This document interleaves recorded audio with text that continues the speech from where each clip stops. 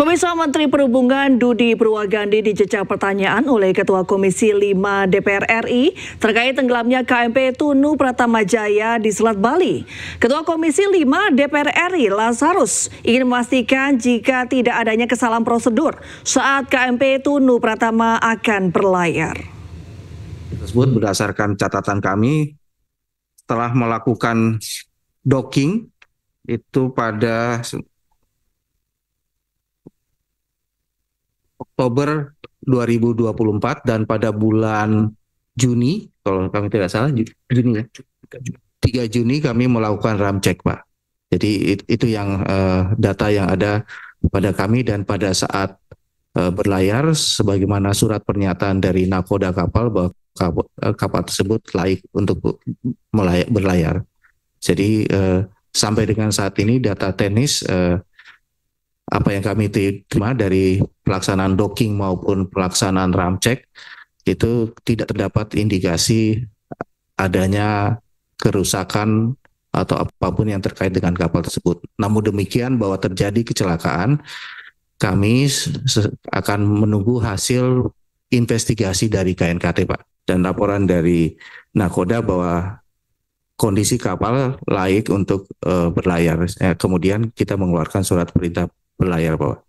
Ini sebelum berlayar itu sebetulnya apakah ada pengecekan kembali, Pak, oleh yang perlu dilaporkan oleh KSOP atau mungkin otoritas pelabuhan setempat atau bagaimana sehingga kapal ini boleh berlayar, atau hanya berlayar berangkat dari ram cek terakhir saja pada tanggal 3 Juni itu. Mohon izin, Pak. Sampai sejauh ini kami belum ada laporan mengenai keberadaan nakoda, Pak. Tapi ada beberapa anak buah ABK yang selamat, Pak.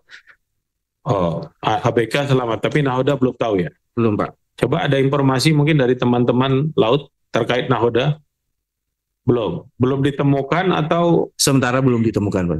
Oh, nakodanya belum ditemukan. Nakodanya sendiri belum ditemukan. Betul, Pak. Oh, kapten kapalnya belum ditemukan. Betul, Pak. Pasti pengendali kapal inilah yang salah satu saksi kunci. Saksi kuncinya belum ditemukan berarti sampai sekarang, tapi... Ya, kita ke informasi selanjutnya, pemirsa. Gubernur Jakarta Pramono Anung tidak malu meminta maaf kepada warganya atas banjir yang terjadi di Jakarta. Hingga Selasa dini hari, BPBD mencatat ada 67 RT yang terendam banjir.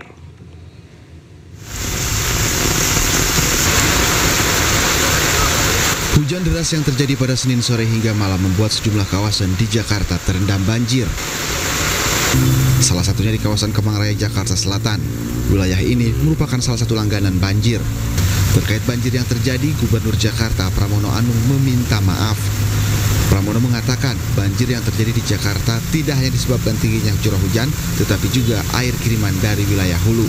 Kita tidak usah malu untuk meminta maaf kepada warga. Karena itu adalah apa? Ini bukan sesuatu yang kita rencanakan. Kita akan bekerja keras dan saya akan bekerja keras untuk itu, berpikir bagaimana menangani ke depannya.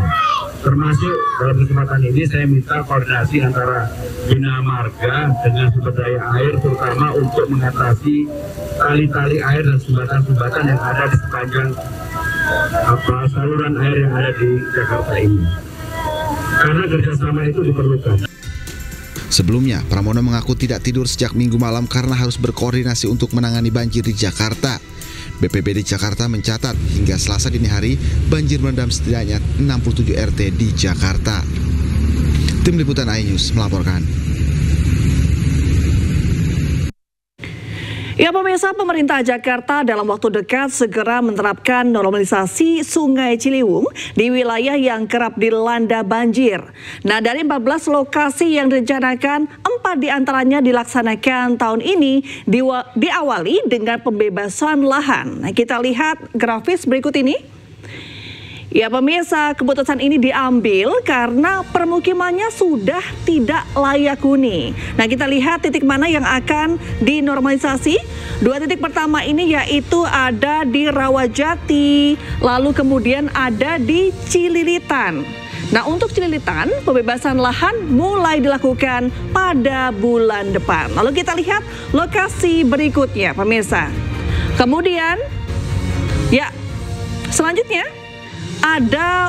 wilayah Pengadegan, pemirsa. Nah, sama seperti Cililitan, pembebasan lahan di Pengadegan juga dilakukan mulai bulan depan. Dan lokasi berikutnya kita lihat, pemirsa. Yang terakhir ada di daerah Cawang, Jakarta Timur. Normalisasi ini dilakukan karena wilayah ini kerap dilanda banjir. Selain itu, normalisasi sungai akan menambah kapasitas Sungai Ciliwung untuk menampung debit air, terutama di musim hujan.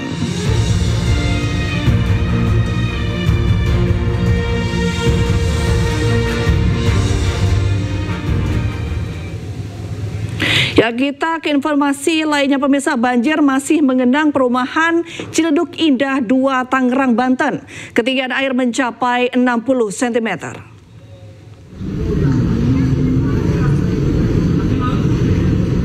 Ya, hingga Selasa malam ketinggian air di kawasan Ciledug Indah 2 berkisar 20 hingga 60 cm.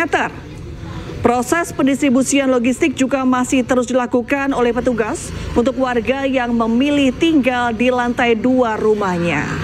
Banjir terjadi akibat dari meluapnya Kali Angke yang dipicu curah hujan dengan intensitas tinggi beberapa hari terakhir. Akibat dari banjir ini, ratusan jiwa terdampak terpaksa harus dievakuasi dengan menggunakan perahu karet.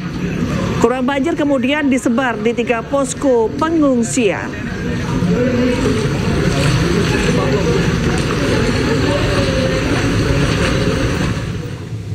Dan pemirsa, untuk mengetahui situasi terkini, kami telah terhubung dengan jurnalis iNews Indra Setiabudi di perumahan Ciledug Indah 2, Tangerang, Banten. Selamat malam, Indra.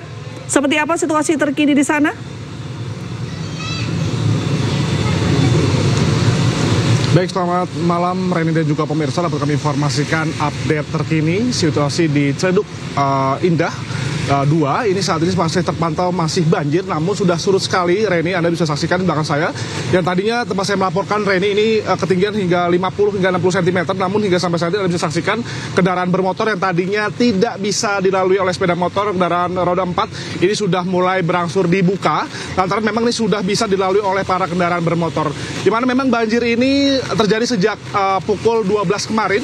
Ini mengakibatkan ribuan masyarakat ataupun yang terdampak ini ada ratusan, ini dipaksa harus diungsikan oleh pihak terkait, yang mana gabungan dari TNI Polri, PMI juga mengerahkan 2 perahu karet untuk mengevakuasi masyarakat pada siang hingga sore hari tadi. Namun hingga sampai saat ini kami melihat bahwa sudah tidak ada lagi yang dievakuasi lantaran semuanya sudah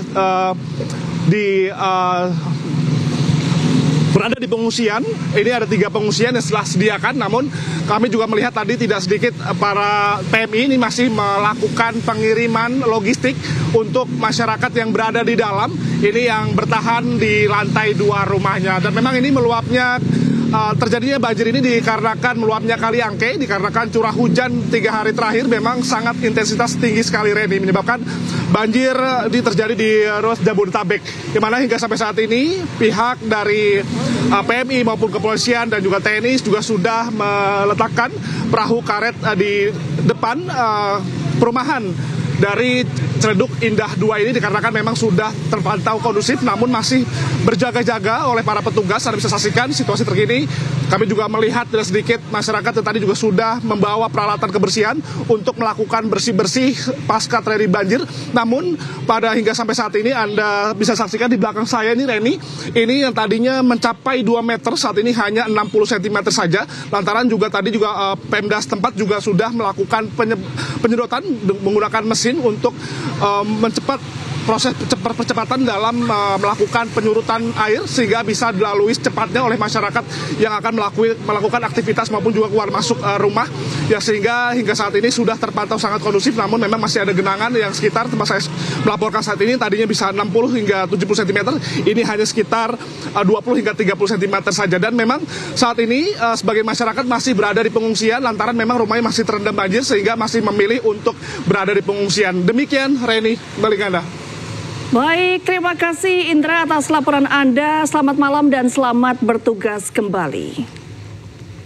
Ya, kita ke informasi selanjutnya pemirsa. Gubernur Jawa Barat Deddy Mulyadi memberikan saran untuk mencegah banjir.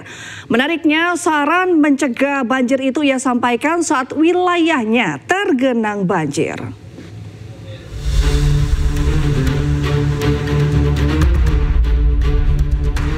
Gubernur Jawa Barat Deddy Mulyadi kembali menyita perhatian. Di tengah banjir yang melanda Jabodetabek, ia kembali membagikan saran yang harus dilakukan seorang pemimpin untuk mencegah banjir.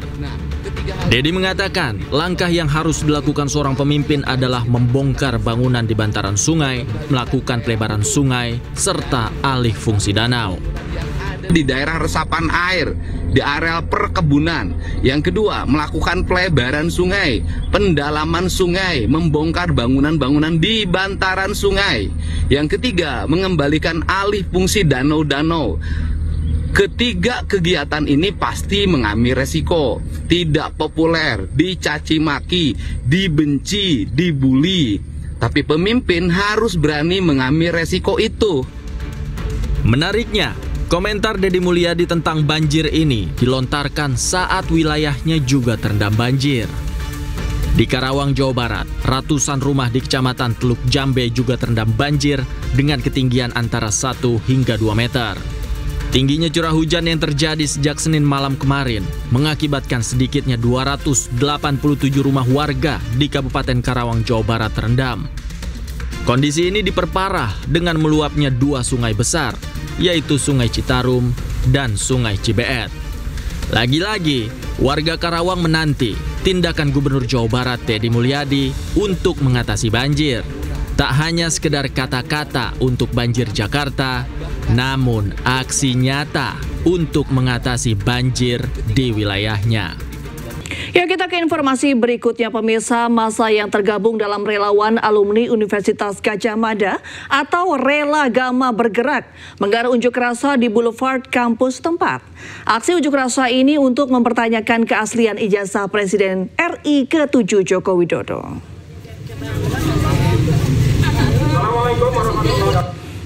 Ya, massa membawa sejumlah poster dan spanduk bertuliskan sejumlah tuntutan dan pernyataan sikap. Massa aksi menilai polemik ijazah Jokowi yang diragukan keasliannya telah menjadi bola liar yang berpotensi memecah persatuan dan kesatuan bangsa. Mereka mendesak Jokowi dengan sukarela dan itikat baik menunjukkan ijazah sarjananya kepada publik apa adanya.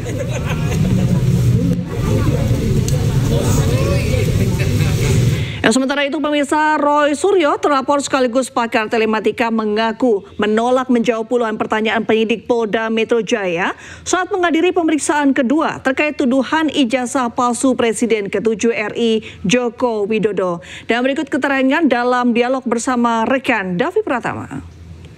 Kayaknya ada banyak banget tadi, 85 pertanyaan, ya, tetapi kalau yang bermutu cuma sedikit ya saya jawab aja yang mutu. Ya, banyak pertanyaan yang tidak Anda jawab ya?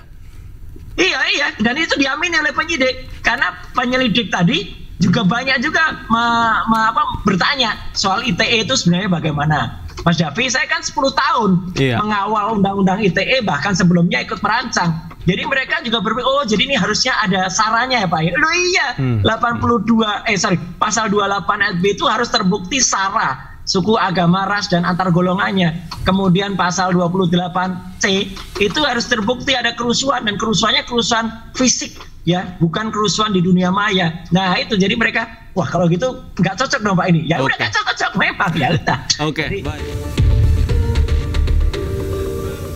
Bareskrim Polri rencananya akan melakukan gelar perkara ijazah Presiden ke-7 Joko Widodo pada 9 Juli 2025 esok. Sebelumnya Bareskrim menjadwalkan gelar perkara pada 30 Juni 2025.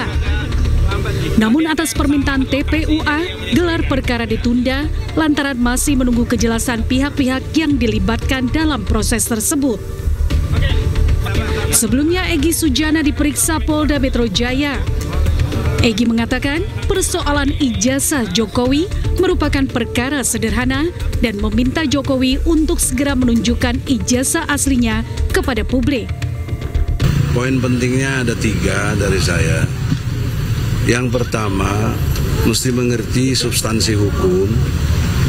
Di samping muatan filosofis, hukum itu punya logika. Jadi kalau logika nggak dipakai, berarti hukumnya nggak jalan. Satu contoh misalnya, kita sejak awal 2022 atau 2021 akhir ya. Ya, terima kasih Anda kembali menyaksikan iNews Prime. Pemirsa, polisi menggelar olah tempat kejadian perkara tewasnya seorang diplomat muda Kementerian Luar Negeri di kamar kos. Polisi masih menyelidiki penyebab tewasnya korban. Olah tempat kejadian perkara digelar petugas kepolisian dari Polres Metro Jakarta Pusat dan Polsek Menteng di rumah Indekos Godia, Jalan Gudang Dia Kecil, Menteng, Jakarta Pusat pada sore tadi. Polisi juga memeriksa sejumlah ruang lainnya di Indekos, halaman depan, serta tempat sampah. Tujuannya untuk mencari petunjuk tewasnya Arya Daru Panguyunan. Polisi juga memasang garis kuning agar lokasi kejadian tetap steril selama proses penyelidikan. Meski korban ditemukan tewas secara tidak wajar, polisi belum bisa memastikan penyebab tewasnya korban. Polisi memastikan tidak ada barang berharga korban yang hilang. Itu yang masih kita lakukan penyelidikan. Wajahnya masih dilakukan. Cuman perkembangannya nanti ya. Ada barang-barang yang hilang nggak Pak? Nggak ada. Nggak ada barang yang hilang. Jenis kelaminnya laki-laki. Kerjaannya apa Pak? PNS. Di? Ya belum tahu, masih kita dalam penyelidikan. Yang sebelumnya seorang diplomat ahli muda Direktorat Pelindungan Warga Negara Indonesia Kementerian Luar Negeri ditemukan tewas di kamar kos di kawasan Gondang Dia, Menteng, Jakarta Pusat pada Selasa pagi. Kondisi kepala dan wajah korban dipenuhi lilitan lakban.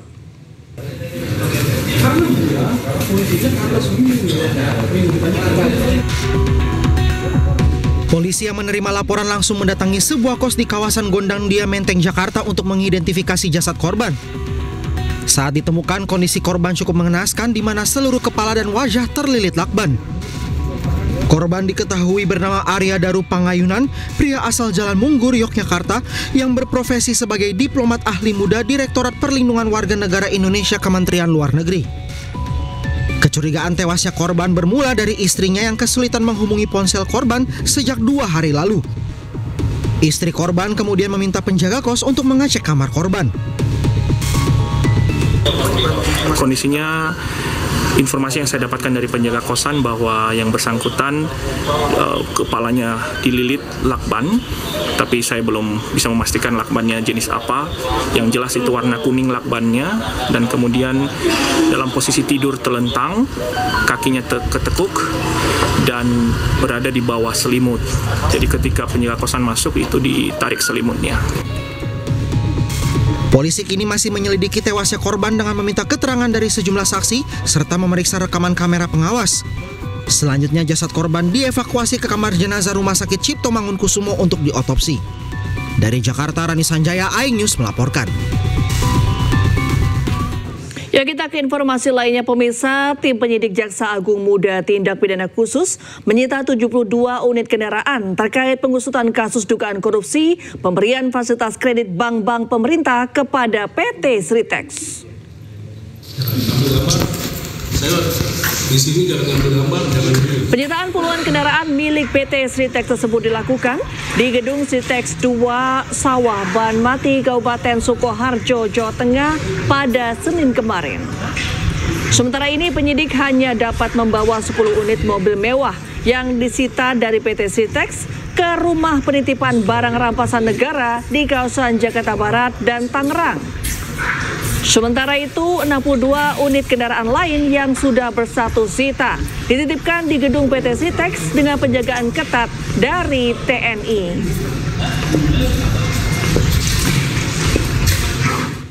Ya pemirsa, mantan Mendikbudristek Nadiem Makarim mangkir dari panggilan Kejaksaan Agung dalam kasus korupsi program digitalisasi pendidikan pengadaan laptop periode 2019-2022. Kuasa hukum Nadiem menyebut kliennya telah mengajukan penundaan pemeriksaan.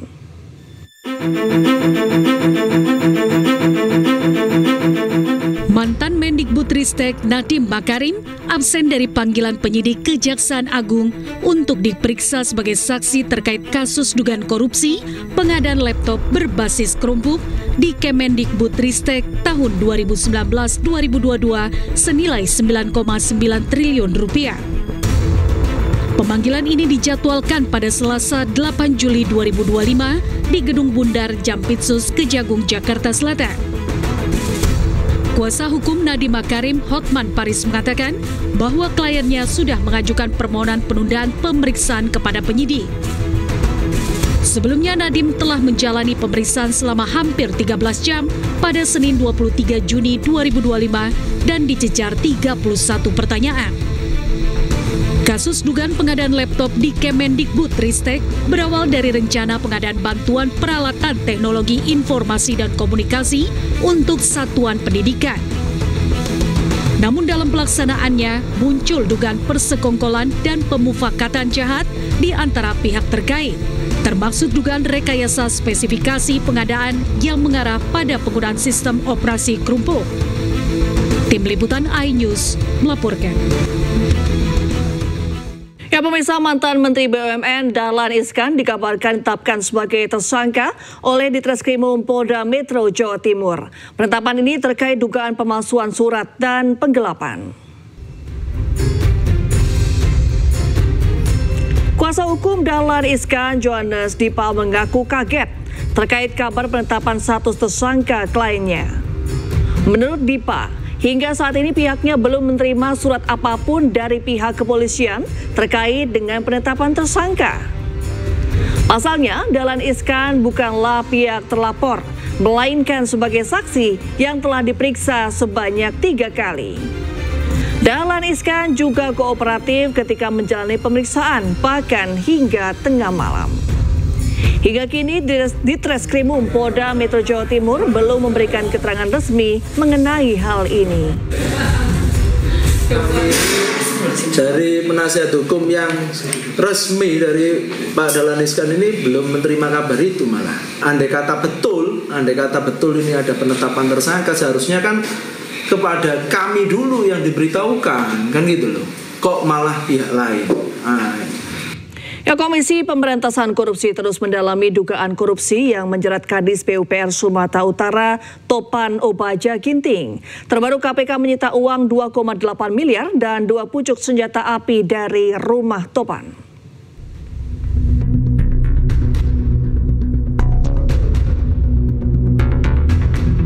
Komisi Pemberantasan Korupsi terus mendalami kasus dugaan korupsi yang menjerat orang dekat Bobi Topan Obaja Ginting. Terbaru, KPK menggeledah rumah Topan yang merupakan Kadis PU Sumatera Utara. Dari rumah Topan, KPK menyita uang senilai 2,8 miliar dan 2 pucuk senjata api.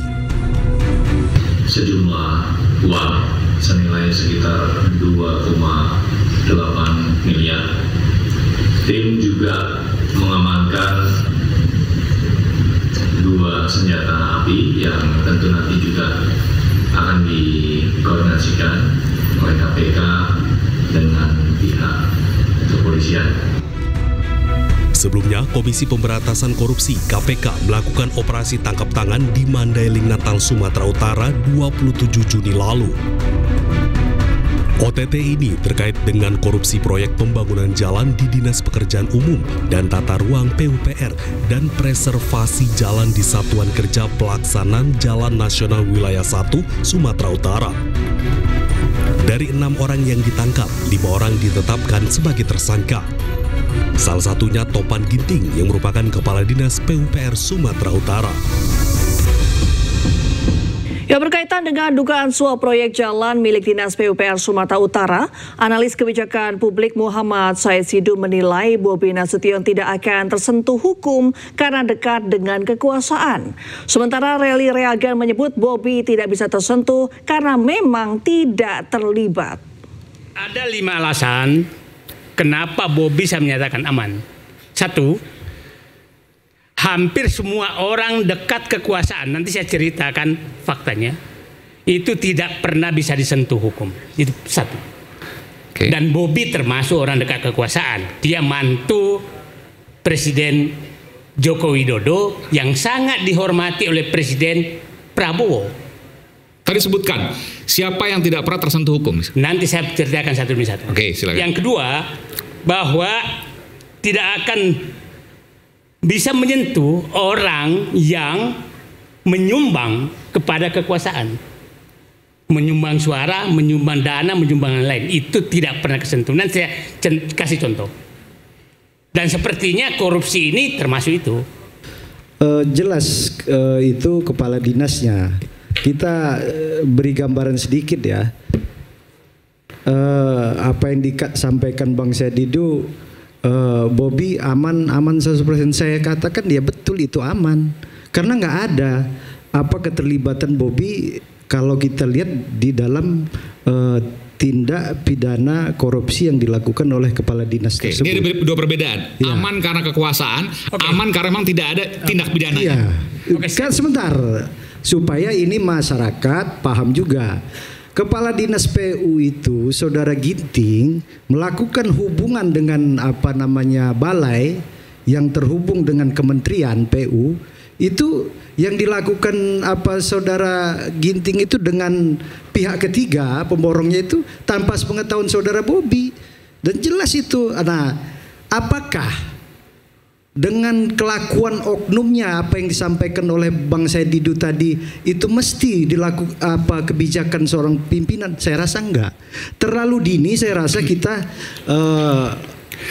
menyampaikan ke publik bahwa di mana. Sebentar Bang Reli, saya mesti tanyakan juga agak berdalam. Anda tahu dari mana kemudian apa yang dilakukan Kadis PUPR itu sama sekali tidak diketahui oleh gubernurnya? Biasanya kita kemudian prediksi saya malah target utamanya ini PPK, Bung Aiman. Pejabat pembuat komitmen. Itu di bawah Dinas PUPR itu? Di bawah Dinas PUPR maupun di bawah Balai Kementerian PUPR. Makanya dua-duanya jadi Pak Herlian sama Pak siapa? Ada terjerat dua-duanya. Pemirsa, Polda Kalimantan Timur membenarkan adanya praktek prostitusi yang diduga terjadi di kawasan Sepaku, Ibu Kota Nusantara. 70 wanita diduga pekerja seks komersial sepanjang tahun 2025 ditangkap.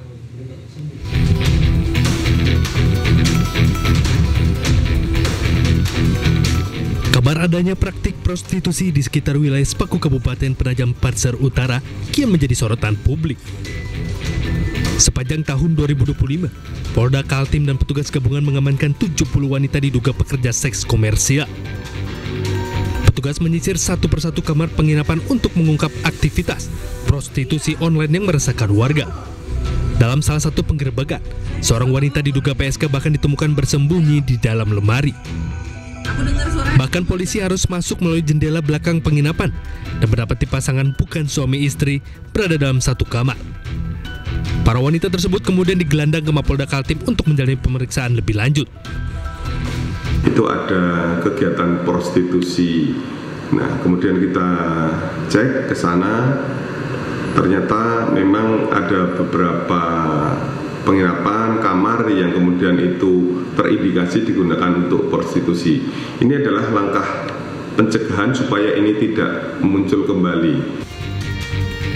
Pengawasan ini diharapkan mampu menjaga nama baik Ibu Kota Nusantara dari segala bentuk aktivitas yang melanggar norma dan hukum yang berlaku. Dari Balikpapan, Kalimantan Timur, Mukmin Aziz Ainus melaporkan. Yang sebelumnya seorang pekerja seks komersial di kawasan Ibu Kota Nusantara ditemukan tewas mengenaskan. Pelaku yang sempat kabur ditangkap di wilayah Cianjur, Jawa Barat.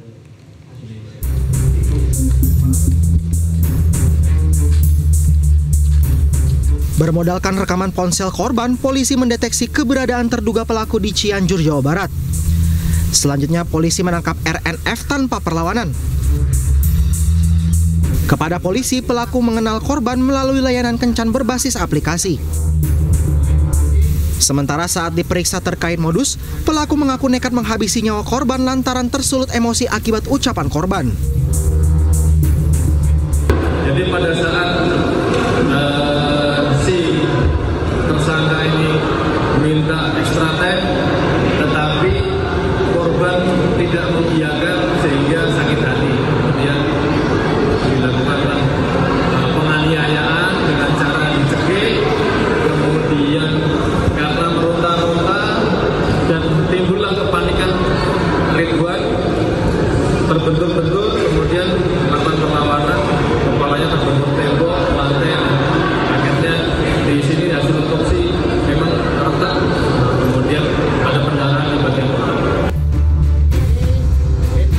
Selain mengamankan pelaku, polisi juga menyita barang bukti 1 unit ponsel milik korban.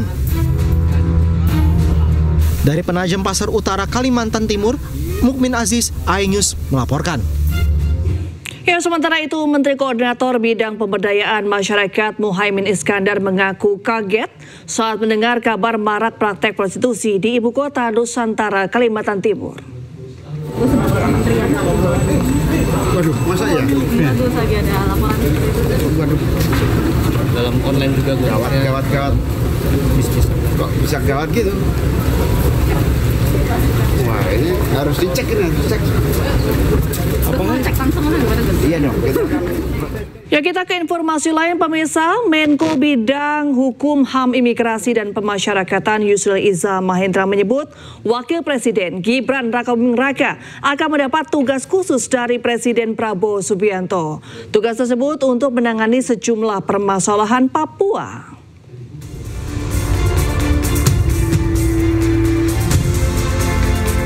Wakil Presiden Gibran Rakabuming Raka akan mendapat tugas khusus dari Presiden Prabowo Subianto. Hal ini disampaikan Menko Bidang Hukum, HAM, Imigrasi dan Pemasyarakatan Yusril Iza Mahendra. Menurut Yusril, Wapres Gibran akan secara khusus mendapat tugas menangani sejumlah persoalan di Papua. Yusril mengatakan Gibran nantinya tidak hanya bertugas mengurus pembangunan fisik di Papua, melainkan juga mengurus permasalahan HAM. Ya, saya kira ini pertama kali Presiden akan memberikan penugasan kepada Wakil Presiden untuk penanganan masalah Papua ini. Karena memang sampai hari ini belum ada penugasan khusus dari Presiden, dan biasanya itu dengan Kepres ya. Kalau Pak Kiai Ma'ruf dahulu diberi tugas untuk pengembangan ekonomi syariah oleh Pak Jokowi, dan sekarang ini akan diberikan penugasan, bahkan mungkin ada juga kantornya Wakil Presiden untuk bekerja dari Papua menangani masalah ini. Dalam kesempatan yang sama, Yusril juga turut menyinggung keputusan Prabowo menunjuk Menteri HAM Natalius Pigai. Ia berpendapat langkah Prabowo itu tepat mengingat latar belakang Pigai yang berasal dari Papua dan juga aktivis HAM. Namun belum ada keterangan resmi dari istana terkait penugasan Wakil Presiden Gibran tersebut. Pemirsa, Presiden Amerika Serikat Donald Trump menetapkan pengenaan tarif impor barang dari Indonesia sebesar 32%. Tarif ini akan mulai berlaku 1 Agustus 2025.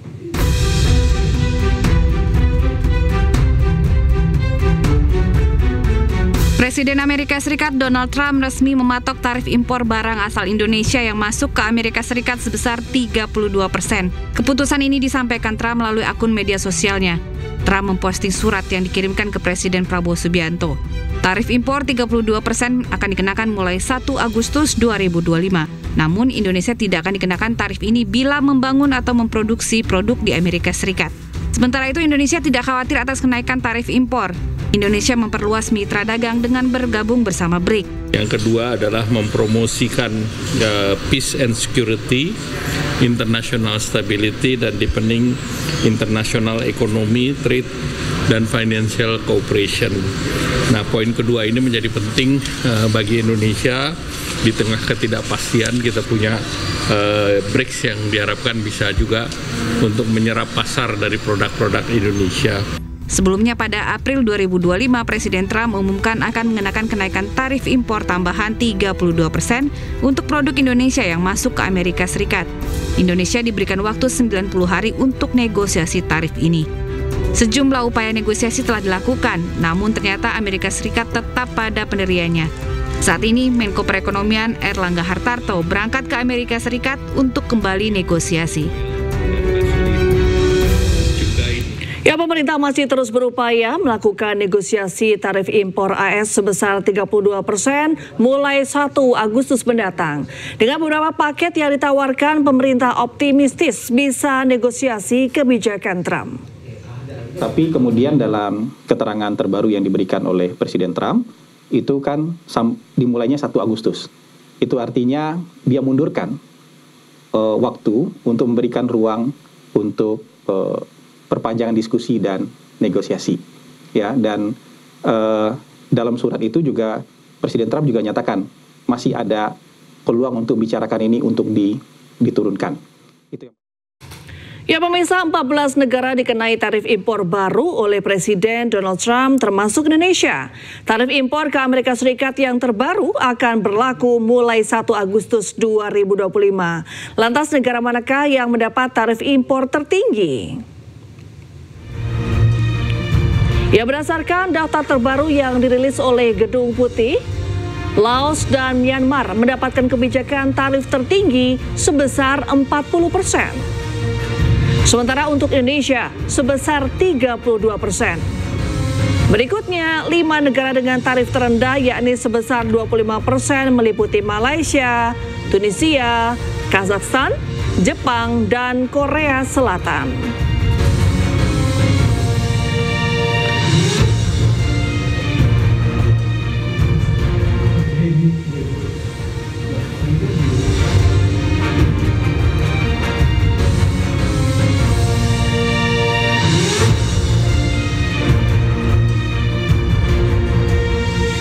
Pemirsa, Perdana Menteri Israel Benjamin Netanyahu berkunjung ke Gedung Putih bertemu dengan Presiden Amerika Serikat Donald Trump. Salah satu pembahasan keduanya yakni soal relokasi rakyat Palestina dari Gaza. Dan pemirsa, usai sudah kebersamaan kita dalam iNews Prime hari ini. Temukan informasi-informasi terbaru lainnya di www.inews.id. Cuplikan tayangan berita iNews dapat Anda saksikan di kanal YouTube @officialinews. Saat lagi rekan saya Gede Satria akan hadir dalam program iNews Malam. Mewakili kerabat kerja yang bertugas, saya Reni Armsari pamit. Terima kasih, selamat malam dan sampai jumpa.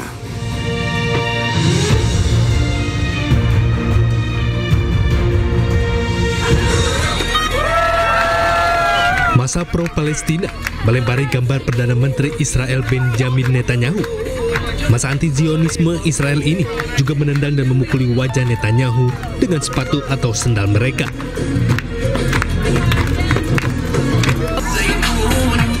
Masa yang juga dihadiri perwakilan masyarakat Yahudi Amerika ini mengancam kunjungan Netanyahu ke Washington DC dan menuntut di akhirnya perang di Gaza.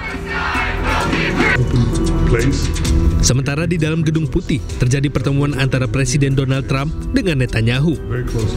Netanyahu mengaku sepakat dengan Trump terkait rencana relokasi masyarakat Palestina, khususnya dari Gaza. Namun dirinya buru-buru meralatnya dengan menyebut siap memberikan kebebasan bagi rakyat Palestina untuk tetap tinggal di tanah mereka.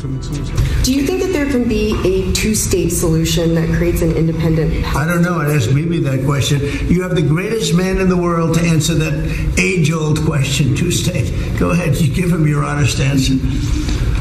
I think Palestinians should have all the powers to govern themselves, but none of the powers to threaten us. And that means that certain powers, like overall security, will always remain in our hands. Pertemuan antara pemimpin Amerika Serikat dan Israel dilakukan setelah Israel dan Hamas menyambut positif dengan gencatan senjata dan pertukaran sandera yang ditawarkan Trump selama 60 hari. Tim Liputan iNews melaporkan.